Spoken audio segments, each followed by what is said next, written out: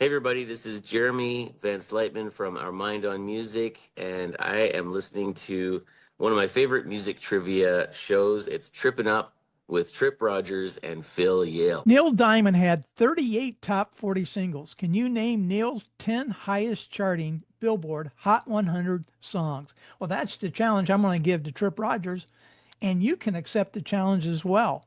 My name's Phil Yale. I'm the content creator of Phil's Tracks, it's a music podcast series, and I'm joined by pop music luminary, career on-air personality, Tripp Rogers. Welcome back, Tripp. It's good to be back, Phil. Always a pleasure to get on with you and do these challenges.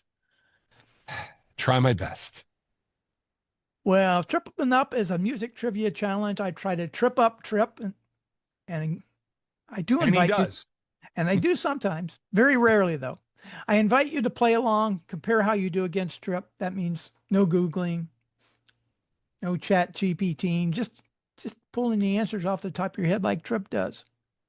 Neil Diamond is absolutely one of my favorite artists. I was fortunate enough to see him twice, including on his 50-year anniversary tour with my daughter. That was awesome. Lots and lots of great songs, but I'm only looking for his 10 highest charting Hot 100. Tripp, do you accept the challenge? Yes, I do, Phil. All right, fire away. Well, Neil Diamond, his career started, he was a songwriter. He wrote some songs for the Monkees. Well, first of all, I mean, the Neil Diamond song everybody knows, Sweet Caroline. Sweet Caroline, that apparently was inspired by that infamous picture of Caroline Kennedy. That's correct. That peaked at number 4 back in 69. Sung Blue, which I do believe was his first #1 song as a solo artist back in 72. Song I Blue know. it was actually his second #1 hit. You're right, it was back in Okay. 1972. Oh man, I got to think about what his first was. Um, wow. Okay. Um, let's see. Well, You Don't Bring Me Flowers with Streisand. That should be on the list if I'm not mistaken. It is on the list. It was a #1 hit. That was back in 1978. They had recorded the songs separately, and a Louisville radio program director put them together, and Walla Walla, Washington turned it into a #1 hit. Yeah, yeah. And they performed it. I think they only performed it for the first time together on the Grammy Awards.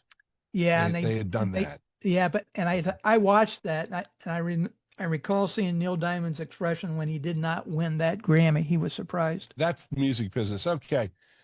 Of course, in my head, I have all these songs that, because Neil Diamond would chart a lot of mid songs. Let me go with a couple of adult contemporary songs that were hits. September Morn. September Morn indeed was a hit, but is not on the top 10 list. He had Forever in Blue Jeans. Also a very popular song, especially at his concerts, but not on the top 10 list. Okay, you said movie. He was in The Jazz Singer and Love on the Rocks. Love on the Rocks ain't no big surprise. Just pour me a drink and I'll tell you more lies. Yeah, that one just hit a little bit too close to home back in the day. So far, Tripp, you've got Song Sung Blue, You Don't Bring Me Flowers, Love on the Rocks, and Sweet Caroline. Let's go to the early days. Cherry Cherry. Cherry Cherry.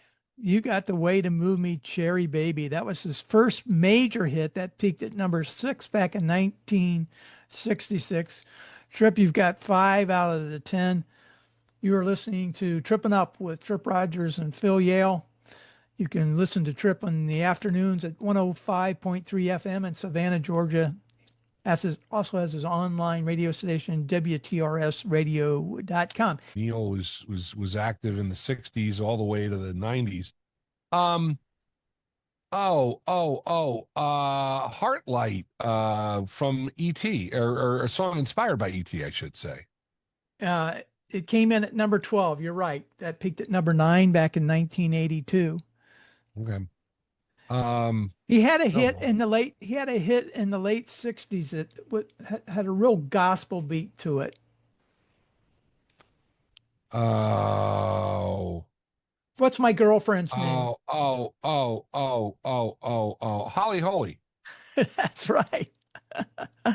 Holly Holy came in at number 6. That was back in 1969.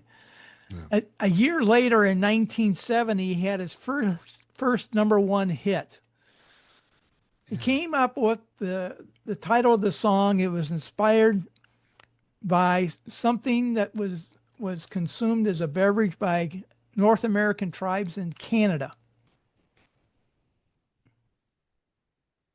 It was a wine. Ah. Oh, all I can think of is the song "Sweet Cherry Wine." He didn't do that. Man, why am I blanking on this one? It was number one. I should remember it. Jeez. Um, We'll come back to that one. okay. All He right. followed it up with a number 4 hit. In many ways, his signature song. It's about an autobiography about his time in the Big Apple and then out on the West Coast. Peaked at number 4 in 1971. Oh. Of course, what pops into my mind is if you know what I mean, but I don't think that was a big hit. Um, why am I having so much difficulty? Oh, because he has so many hits.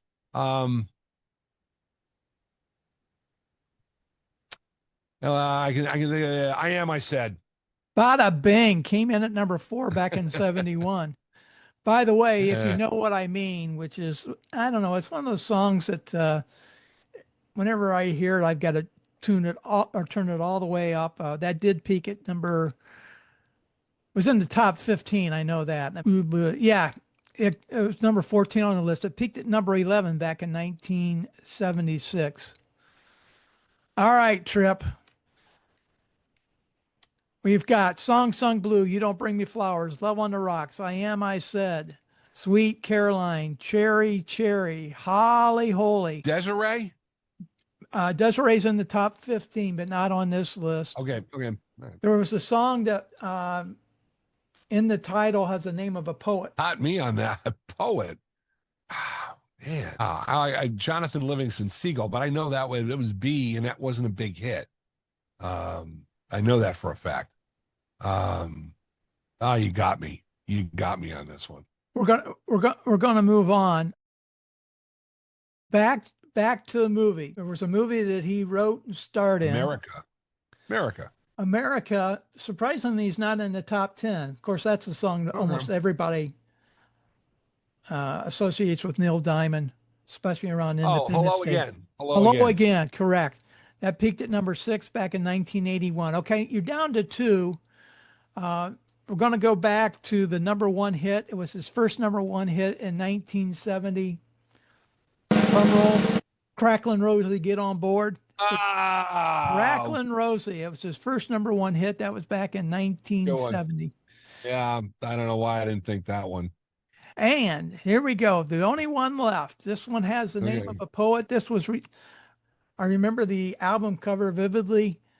This was released in 1974. This song got to number 5, had the name of a poet in it.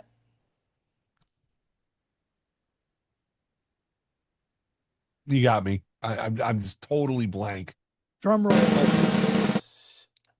Longfellow Serenade. And I like that song. Longfellow Serenade. Yeah, great song. Yeah.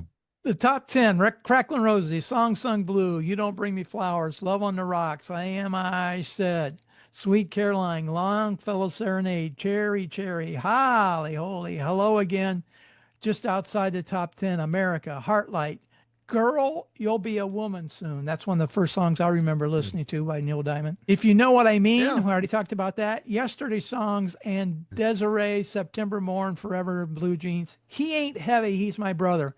They came in at number 19. Okay, I got a bonus challenge for you. It's worth Okay. 3 points. This will get you got Okay. 7 out of 10. This will get you 10 out of 10. You already mentioned one. Neil Diamond had a #1 song as a songwriter. One, he actually had two. One was by the Monkees, and that was "I'm a Believer." What was his other Right, yes. written song? It was a '1 hit recorded by somebody else in the '80s. Oh boy. The 80s, you got me. It was yeah. I'll give you this as a hint. Earlier, I said Cracklin Rosie was a wine. Yeah. There's your hint.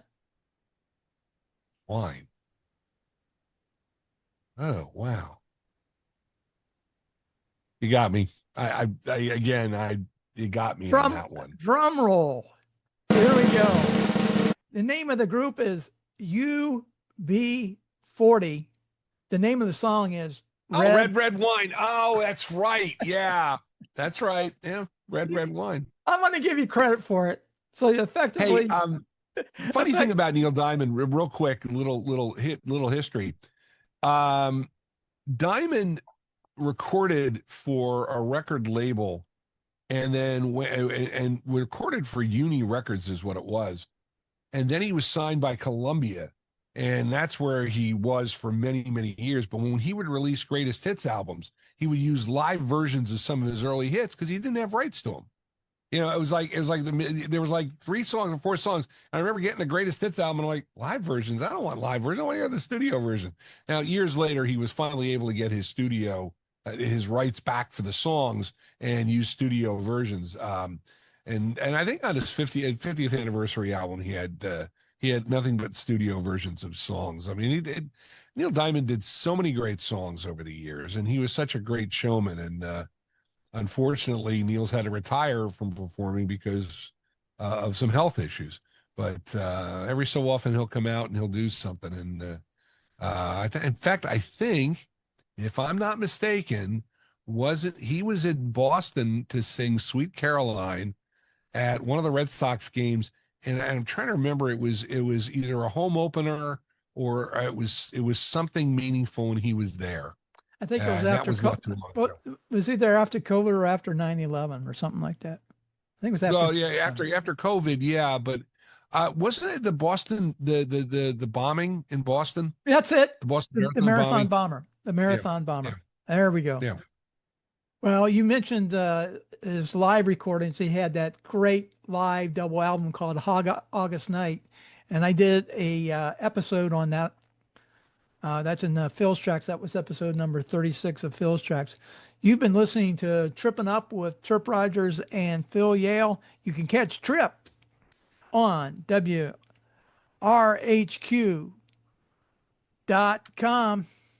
That's also 105.3 in Savannah, Georgia, and on WTRSradio.com. Please subscribe, like, comment, and share. And Tripp, thanks again for accepting this challenge. I am happy to accept the challenge, and also a contributor on Phil's Tracks, which is a lot of fun too. Yes, Tripp serves as my transformational album luminary on Phil's Tracks, and some great albums, including Marvin Gaye's What's Going On, and Pet Sounds by the Beach Boys.